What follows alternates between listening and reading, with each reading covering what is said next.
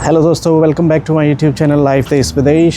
दोस्तों आज का ब्लॉग कुछ डिफरेंट रहने वाला है क्योंकि मैं आप लोगों को लेके जाऊंगा एक ओल्ड एज होम में, यूके के केयर होम में, जिसे यहाँ पे केयर होम बोलते हैं और इंडिया में इसे वृद्धाश्रम या फिर ओल्ड एज होम भी बोलते हैं। तो यहाँ यूके के केयर होम्स के बारे में आपको बहुत सारी रोचक जानकारियाँ आज मिलने वाली हैं, तो आखिर तक बने रहिए ब्लॉग में।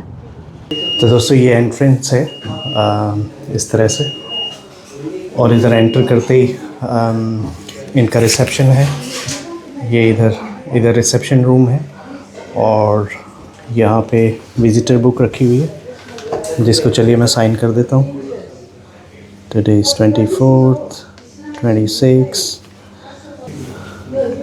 तो दोस्तों यहाँ पे हर विज़िटर का रिकॉर्ड अच्छे से मेंटेन किया जाता है और हर चीज़ बड़े सिस्टम के साथ होती है। सारे रेगुलेशंस को फॉलो करते हैं ये लोग, काफ़ी प्रोफेशनलिज्म के साथ में यहाँ पे सब कुछ होता है। 10 से 15 सर्विस यूजर्स के लिए ये रजिस्टर्ड है केयर होम। और तो यहाँ पे मैं किसी स्टाफ को या रेजिडेंट को फिल्म नहीं कर सकता हूँ, तो ये इनकी प्राइवेसी पॉलिसी के अकॉर्डिंग ये रिस्ट्रिक्टेड है वीडियोग्राफी करना। किसी भी स्टाफ या फिर किसी भी सर्विस यूजर का वीडियो यहाँ पे बनाना वो रिस्ट्रिक्टेड है, तो वो मैं नहीं कर पाऊँगा। दोस्तों ये डाइनिंग रूम है। यहाँ पे सारे रेजिडेंट्स जो भी सर्विस यूजर्स होते हैं वो सारे सर्विस यूजर मिलके यहाँ पे खाना खाते हैं। और किसी को जैसे नहीं यहाँ पे आके खाना है तो वो अपने रूम में भी खाना मंगवा सकता है। तो ये सारी फैसिलिटीज़ वो डिपेंड करता है कि उनकी क्या नीड्स है, और नीड्स के अकॉर्डिंग और उनके प्रेफरेंस के अकॉर्डिंग यहाँ पे सर्विसेज इनको देते हैं। ऐसा कोई सेट रूल नहीं होता कि आपको यहाँ पे आके ही खाना खाना है। आप रूम में भी मंगा सकते हैं, आप बाहर गार्डन में बैठ के खा सकते हैं, आप कंजर्वेटरी में बैठ के खा सकते हैं। तो ये सारी भी इनको फ्लेक्सिबिलिटी मिलती है। तो दोस्तों जब भी यहाँ पे फूड का मेन्यू डिसाइड होता है तो उसमें सर्विस यूज़र के प्रेफरेंसेस का बड़ा ध्यान रखा जाता है कि उनकी क्या प्रेफरेंसेस हैं। और डाइट प्लान को या मेन्यू प्लान होने में डाइटिशियंस हैं और डॉक्टर्स हैं, उन सब की भी राय ली जाती है। तो उसके बाद ही इनका डाइट प्लान फाइनल होता है और इनकी न्यूट्रिशन बैलेंस डाइट का बड़ा ख्याल रखा जाता है। और खाना भी इसमें तीन बार या 4 बार भी सर्व होता है कुछ केयर होम्स में, जिसमें ब्रेकफास्ट है, लंच है, इवनिंग टी टाइम है और सपर। तो ये सारा प्रोवाइड करते हैं। चलिए दोस्तों मैं आपको एक रूम दिखाता हूँ। तो दोस्तों कुछ इस तरह से ये कमरे होते हैं रेजिडेंट्स के लिए, जिसमें आप देख सकते हैं एक बेड है, साइड टेबल, फ़ोन भी लगा हुआ है। अगर जैसे उनको कुछ चाहिए तो they can call as well, phone कर सकते हैं। और इधर चेस्ट ऑफ ड्रॉवर है, इसमें हम उनके अपना सामान रख सकते हैं। ये वार्डरोब है और आर्म चेयर, और इधर हैंड वॉशिंग के लिए सिंक भी है। बहुत सारे रूम ऐसे होते हैं जिनमें अटैच टॉयलेट और शावर बाथ होता है, लेकिन इस वाले रूम में नहीं है। और इनका टेली भी लगा हुआ है। तो कुल मिला के सारी एमिनिटीज़ रूम्स में होती हैं, सारी सुविधाएं रूम में इनको मिलती हैं। और हर रेजिडेंट का एक अपना प्राइवेट स्पेस होता है, प्राइवेट रूम होता है, जिसमें वो अपना प्राइवेटली रह सकते हैं। दोस्तों यहाँ लोग अपनी फैमिली से दूर होते हैं और ये जो केयर होम्स हैं ये इनके लिए अपने एक दूसरे घर की तरह होते हैं। और यहाँ पे जो भी स्टाफ काम करते हैं वो सिर्फ यहाँ पे काम ही नहीं करते हैं, दिल से मन से इनकी सेवा यहाँ पे करते हैं। जो भी बुज़ुर्ग लोग यहाँ पे रहते हैं, जो भी एल्डरली लोग यहाँ पे रहते हैं, केयर वर्कर्स का, केयर होम स्टाफ का जो काम होता है वो उसमें जेन्युइननेस होती है, उसमें कंपैशन होता है, उसमें केयर होती है। और जो स्टाफ होता है यहाँ पे वो भी जो रेजिडेंट की केयर नीड्स होती है उनके अकॉर्डिंग, उन केयर नीड्स के अकॉर्डिंग ही स्टाफ भी डिसाइड होता है कि कितने नंबर ऑफ़ स्टाफ रहेंगे। जैसे छोटा केयर होम है तो उसमें ऐसे 3 या 4 स्टाफ होते हैं। ऐसी नंबर ऑफ़ रेजिडेंट बढ़ते हैं, उनकी नीड्स बढ़ती हैं, तो फिर स्टाफ के नंबर भी बढ़ जाते हैं। दोस्तों इधर बुज़ुर्गों को काफ़ी एक्टिव भी रखा जाता है और उनके मन मुताबिक एक्टिविटीज़ में इन्वॉल्व रखते हैं। जो भी जैसे उनका पास देखा जाता है कि वो पहले क्या करते थे अपनी लाइफ में, तो उसके अकॉर्डिंग ही उनको यहाँ पे भी एक्टिविटीज़ करवाई जाती हैं। कुल मिला के उनके मेंटल हेल्थ के लिए, बेटर मेंटल हेल्थ के लिए उनको कुछ ना कुछ करवाते रहते हैं, जिससे कि उनको अकेलापन फील ना हो। ये बोर्ड है, इसमें प्रेसिडेंट ने लिखा है, कुछ थॉट्स वगैरह लिखे हैं अपने डेली थॉट्स, और इस तरह की डिफरेंट एक्टिविटीज़ यहाँ पे होती हैं जिनका इन्फॉर्मेशन है, इन्फॉर्मेशन बोर्ड पे रखा हुआ है। और इधर बुक्स भी हैं पढ़ने के लिए, म्यूजिक सिस्टम है। अगर किसी को अपना खुद कोई ड्रिंक बनानी है तो they can make their own drinks as well. दोस्तों यहाँ पे एक मेरी फेवरेट चीज़ मुझे दिख गई, एलोवेरा। तो इन लोगों ने काफ़ी एलोवेरा भी यहाँ पे उगाया है। किसी रेजिडेंट को यहाँ पे बागवानी पसंद होगी तो उन लोगों ने ये उगाए होंगे यहाँ पे। Very nice. तो दोस्तों ये केयर होम का गार्डन है। जो भी सर्विस यूजर बुजुर्ग लोग यहाँ पे रहते हैं, गर्मी में बैठ के यहाँ पे वो लोग गपशप करते हैं। इन लोगों के बैठने का बड़ा अच्छा इंतज़ाम होता है बाहर भी। कुल मिला के एक घर जैसा इनको फ़ील दिया जाता है यहाँ पे। गार्डन एक्सेस कर सकते हैं, है ना, जब इनकी मर्ज़ी हो तब बाहर आके बैठ सकते हैं। तो दोस्तों ये जो केयर होम है ये कहना चाहिए कि जो सस्ते केयर होम्स की कैटेगरी में आता है।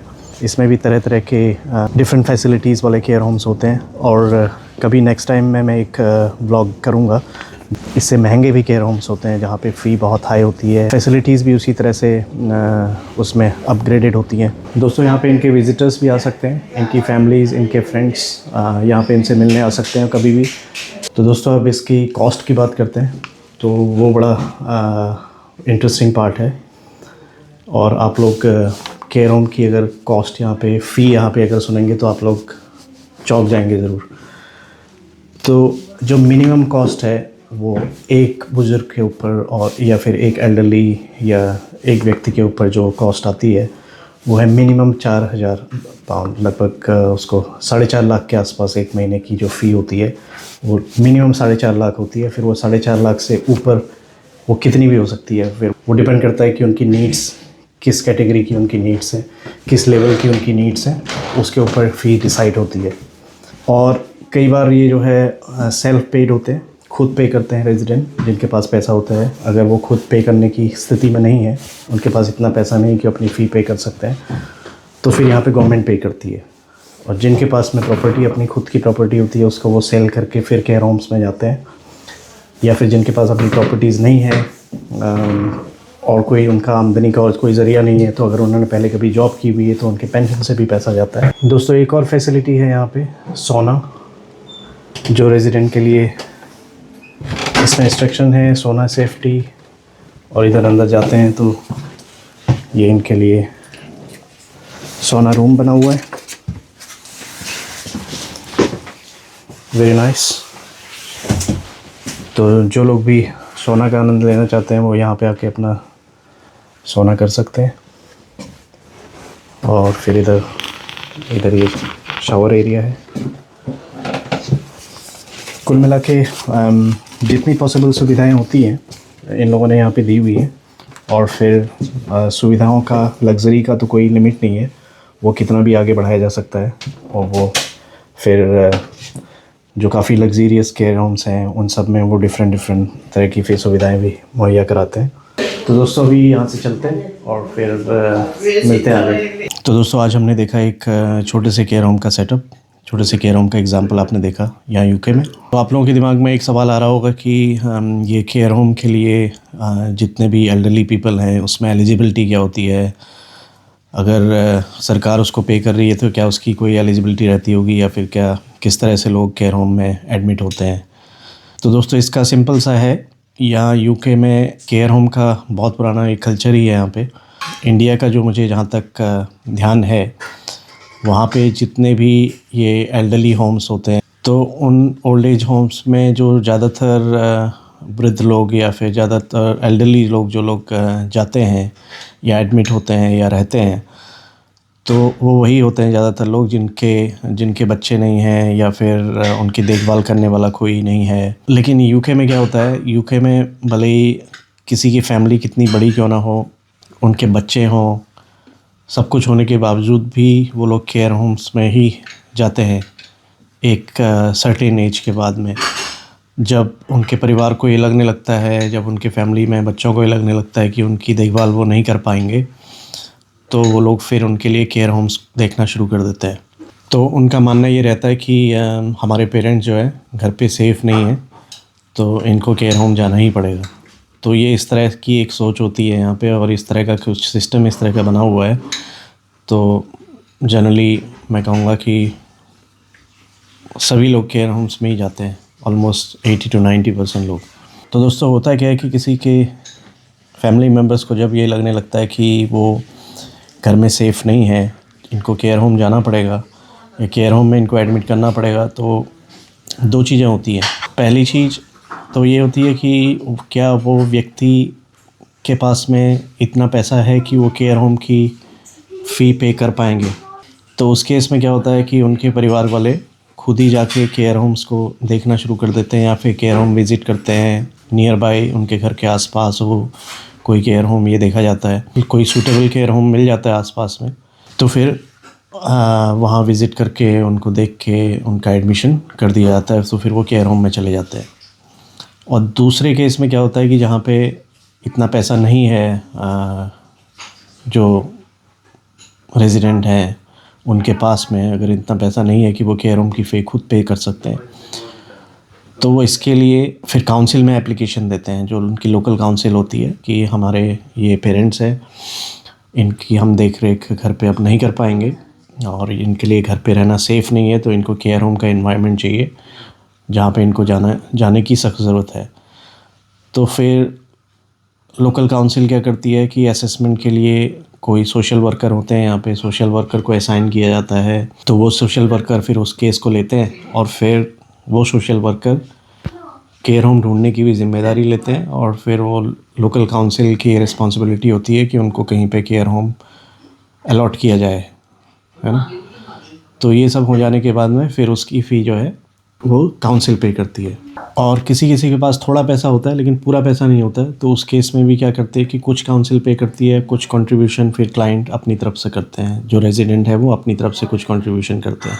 तो दोस्तों इस कंट्री में, यूके में, जो केयर होम्स का जो सिस्टम है वो बड़ा ही ऑर्गेनाइज्ड है और गवर्नमेंट इस पे काफ़ी पैसा भी खर्च करती है। आपने देखा होगा, मैंने फ़ी आप लोगों को बताई कि यहाँ की जो मिनिमम फ़ी है वो कितनी है, तो उससे आप अंदाज़ा लगा सकते हैं कि गवर्नमेंट इस पे कितना पैसा खर्च करती है। लेकिन दोस्तों साथ में एक ये चीज़ भी बड़ी सोचने वाली है कि हम अपने पेरेंट्स को अपने साथ में रहते हुए, अपने घर में रहते हुए ज़्यादा खुश देखना पसंद करेंगे या फिर केयर होम में भेज के। तो प्लीज़ आप अपना ओपिनियन कमेंट्स में ज़रूर लिखिए कि आपको क्या लगता है और आप क्या कहते हैं इस सिस्टम के बारे में।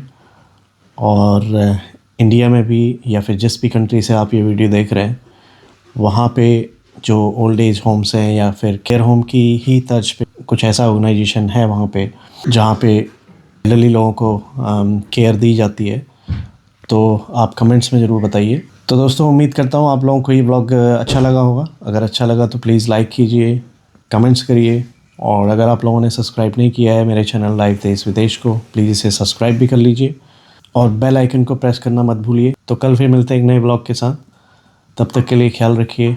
Take care, bye bye, thank you.